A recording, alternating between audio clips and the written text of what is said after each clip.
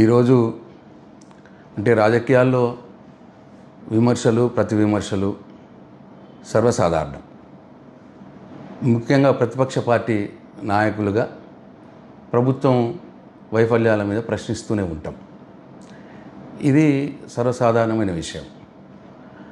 అయితే నేను మొన్న గల్ఫ్ కార్మికుల విషయంలో ఈ రేవంత్ రెడ్డి గారు ఎన్నికలప్పుడు గల్ఫ్ కార్మికుల కోసం గల్ఫ్ సంక్షేమ బోర్డు ఏర్పాటు చేస్తానని మాట ఇచ్చినాడు.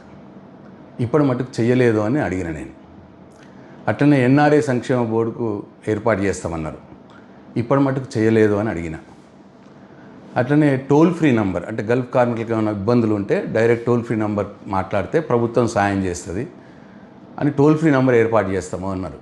అది కూడా చేయలేదు అని చెప్పి నేను ప్రశ్నించిన. అట్లనే చనిపోయిన కుటుంబాలకు 5 లక్షల రూపాయలు ఎక్స్గ్రేషియా ఇస్తామని చెప్పినారు.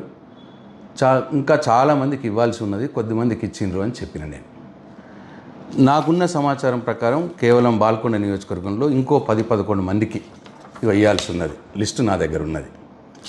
ఇది కోట ముత్తెన్న బోదపల్లి గ్రామం, అట్లనే జడాల రాజేశ్వర్ కుక్నూరు గ్రామం, బోపారం ముత్తెన్న వేంపల్లి గ్రామం, మాల గంగాధర్ తుర్తి గ్రామం, ఎగ్లోం గంగాధర్ గౌడ్ ముచ్కూరు గ్రామం, అట్లనే గూపెల్లి రమేష్ నర్సాపూర్ గ్రామం, కవ్వ శంకర్ బాల్కొండ గ్రామం, అట్లనే అరవింద్ గౌడ్ ఉప్లూరు గ్రామం మలేషియాలో చనిపోయాడు.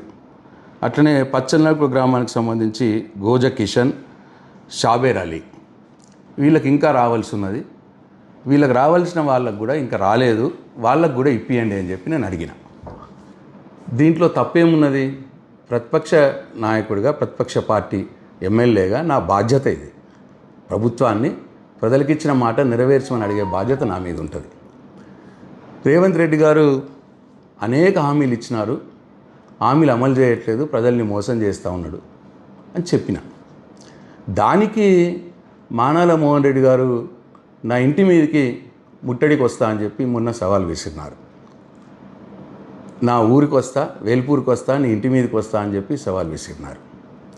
ఇవాళ కొందరు కాంగ్రెస్ కార్యకర్తలు వచ్చి నా ఇంటి మీదకి కూడా వచ్చినారు, నా ఇంటి మీద దాడి చేసినారు. అయిపోయింది.